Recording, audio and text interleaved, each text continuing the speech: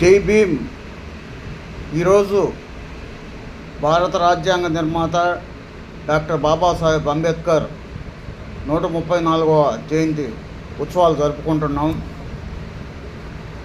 బాబాసాహెబ్ అంబేద్కర్ గురించి మనం మొట్టమొదటిగా చెప్పాలంటే రాజ్యాంగం భారతదేశానికి ప్రపంచంలో అనేక దేశాల్లో ఈరోజు రాజ్యాంగం నిర్వీర్యమైపోయి రాజ్యాలే కూలిపోయే పరిస్థితిలో భారతదేశంలో ఉన్నటువంటి బాబాసాహెబ్ అంబేద్కర్ రచించినటువంటి రాజ్యాంగం ఈరోజు ఎన్నో ఆటుపోట్లకు ఎదుర్కొని దృఢంగా ఈ దేశంలో ప్రజాస్వామ్యం పైడి వెళ్తుందంటే అది డాక్టర్ బాబాసాహెబ్ అంబేద్కర్ రచించినటువంటి రాజ్యాంగం వల్లే అది సాధ్యమైంది.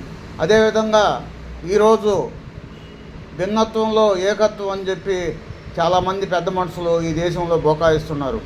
కానీ డాక్టర్ బాబాసాహెబ్ అంబేద్కర్ భిన్నత్వంలో బహుళత్వం ఉండాలా ఈ దేశానికి, అదే శరణ్యము అంటే ప్రతి ఒక్క జాతిని ఇంకొక జాతి గౌరవించాలా, ప్రతి మతాన్ని కులాన్ని జాతి వర్గ విభేదాలు లేకుండా బహుళ నాయకత్వం ఉండాలని చెప్పి ఆ రోజు దిశ నిర్దేశం చేసినటువంటి మహనీయుడు డాక్టర్ బాబాసాహెబ్ అంబేద్కర్.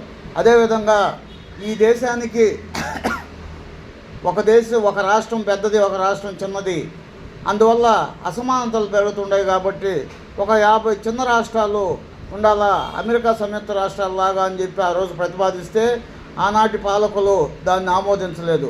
అందువల్ల ఈరోజు విభజన వాదం భారతదేశంలో స్పష్టంగా కనపడుతుంది. దక్షిణ భారతదేశం, ఉత్తర భారతదేశం అంటూ తరతమ్య భేదాలు వస్తున్నాయి. అదేవిధంగా డాక్టర్ బాబాసాహెబ్ అంబేద్కర్ మహిళల కోసం హిందూ కోడ్ బిల్లును ప్రవేశపెట్టి ఆ రోజు తన న్యాయశాఖ మంత్రి పదవిని కూడా బాబాసాహెబ్ అంబేద్కర్ వదులుకోవడం జరిగింది. మహిళలకు ఆనాటి ప్రభుత్వాలు ఆ బిల్లుకు ఆమోదించినందువల్ల. అదేవిధంగా అందరికీ ఓటు హక్కు ఉండాలా, ఏ గ్రాడ్యుయేట్స్కో లేకుంటే భూస్వాములకో కొందరికి ఈ దేశంలో ఓటు హక్కు ఉండాలా అని చెప్పి ఆనాటి పాలకులు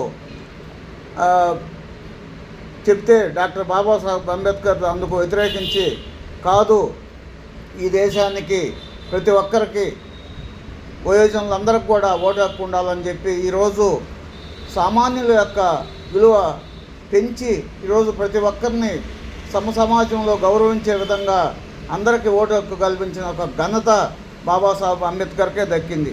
అదేవిధంగా సైమన్ కమిషన్ ముందు వెళ్ళి ఈ దేశానికి ఓటు హక్కు ఉండాలా, ప్రత్యేక నియోజకవర్గాలు ఉండాలా, మైనార్టీలకి మత మైనార్టీలు, ప్రాంతీయ మైనార్టీ వాదము అనేక అంశాలపై సుదీర్ఘంగా తన యొక్క మెమొరాండాన్ని సమర్పించినటువంటి మహనీయుడు డాక్టర్ బాబాసాహెబ్ అంబేద్కర్. అదేవిధంగా మను ధర్మశాస్త్రాన్ని డైనమేట్లతో పేల్చండి అని చెప్పి ఆ రోజే అటువంటి నిర్బంధాల్లో కూడా ధైర్యంగా చెప్పినటువంటి వ్యక్తి డాక్టర్ బాబాసాహెబ్ అంబేద్కర్. కానీ ఈరోజు మనం కనీసం బాబాసాహెబ్ అంబేద్కర్ ఆలోచన విధానాన్ని కూడా ముందుకు తీసుకోలేనటువంటి పరిస్థితుల్లో మనం ఉన్నాం. అదేవిధంగా డాక్టర్ బాబాసాహెబ్ అంబేద్కర్ అందరివాడు, కొందరు వాడే అని అంటున్నారు, అదంతా బూటకం.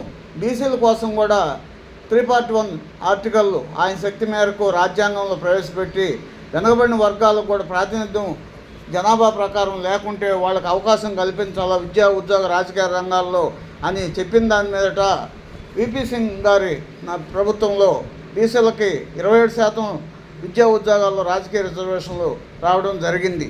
అదేవిధంగా బాబాసాహెబ్ అంబేద్కర్ భూమిని జాతీయం చేయాలని చెప్పి ఆ రోజు చెప్పడం జరిగింది. భూమి దున్నేవాడికి భూమి అని చెప్పడం జరిగింది. అదేవిధంగా పెద్ద పరిశ్రమలను కూడా బాబాసాహెబ్ అంబేద్కర్ జాతీయం చేయాలని చెప్పడం జరిగింది. కులం మతం పేరుతో విధ్వంసాన్ని ఆయన ఏనాడు ఒప్పుకోలేదు. ఒక కులం ఇంకో కులంని తక్కువగా చేసుకోవటం, ఒక మతం ఇంకొక మతం మీద హింస పెట్టడం, దానికి బాబాసాహెబ్ అంబేద్కర్ వ్యతిరేకంగా ఆ రోజు మాట్లాడడం జరిగింది. సనాతన ధర్మం అంటూ ఈరోజు అనేక మంది అనేక విధాలుగా మాట్లాడుతున్నారు. కానీ బాబాసాహెబ్ అంబేద్కర్ సనాతన ధర్మం అంటే ఒక స్త్రీ భర్తగా చనిపోతే ఆమె చిత్తిమంటల్లో వేయడం, బాల్య వివాహాలు చేయడం, దళితుల్ని అంటరాని వారిని గుడుల్లోకి రానియకుండా అవటం సనాతన ధర్మం యొక్క ఉద్దేశం. కాబట్టి దాన్ని ఆయన వ్యతిరేకించి సమతావాదం ఉండాలా ఈ దేశానికి అని చెప్పినటువంటి మహనీయుడు. ఈ దేశంలో ఎంతోమంది మహనీయులు పుట్టారు, కానీ బాబాసాహెబ్ అంబేద్కర్ లాంటి కొంతమంది ప్రజల యొక్క గుండెల్లో ఈరోజు నివసిస్తున్నారంటే దానికి ఆయన తన జీవితాన్ని సర్వం త్యాగం చేసి ఈ దేశం యొక్క ఉన్నతిని కాపాడుకునే దానికోసం ఆర్థికంగా, రాజకీయంగా, సామాజికంగా అన్ని విధాలా ఆయన ఈ దేశానికి కావాల్సినటువంటి సిద్ధాంతాన్ని మొత్తం ఏ విధంగా ముందుకు తీసుకోపోవాలో ఈ దేశాన్ని అనే ఉద్దేశంతో ఆయన ఆ రోజు తన యొక్క రచనలు చేయడం ద్వారా ఈ దేశానికి ఎంతో ఉపయోగపడేటటువంటి సాహిత్యాన్ని కూడా అందించినటువంటి మహనీయుడు డాక్టర్ బాబాసాహెబ్ అంబేద్కర్. కుల నిర్మూలన కోసం, సామాజిక సమానత కోసం అలుపెరగని పోరాటం చేసినటువంటి మహనీయుడు డాక్టర్ బాబాసాహెబ్ అంబేద్కర్. దీనోద్ధరణ, కుల వ్యవస్థ నిర్మూలన చేసినటువంటి మహనీయుడు డాక్టర్ బాబాసాహెబ్ అంబేద్కర్. అదేవిధంగా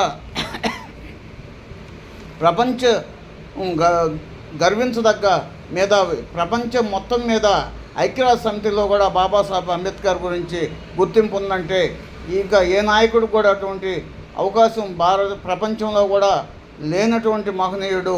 తరతరాలుగా భారతదేశానికి ఏం కావాలో దిశ నిర్దేశం చేసినటువంటి మహనీయుడు డాక్టర్ బాబాసాహెబ్ అంబేద్కర్. కాబట్టి మనం ఏదైనా కూడా ఈ దేశంలో వేరే సిద్ధాంతాల కోసం పాకులాడాల్సిన అవసరం లేదు. బాబాసాహెబ్ అంబేద్కర్ యొక్క ఆలోచన విధానాన్ని పుణికిపుచ్చుకొని ఆయన ప్రతి అంశంలో, ఆర్థిక విషయాల్లో కానీ, రాజకీయ విషయంలో కానీ, సామాజిక చైతన్యంలో కానీ అన్ని విధాలుగా మనకు ఈ దేశం యొక్క డెవలప్మెంట్కి ఏం కావాలో అన్ని విధాలా మనకు ఆయన గ్రంథాల ద్వారా సమకూర్చి పెట్టున్నాడు.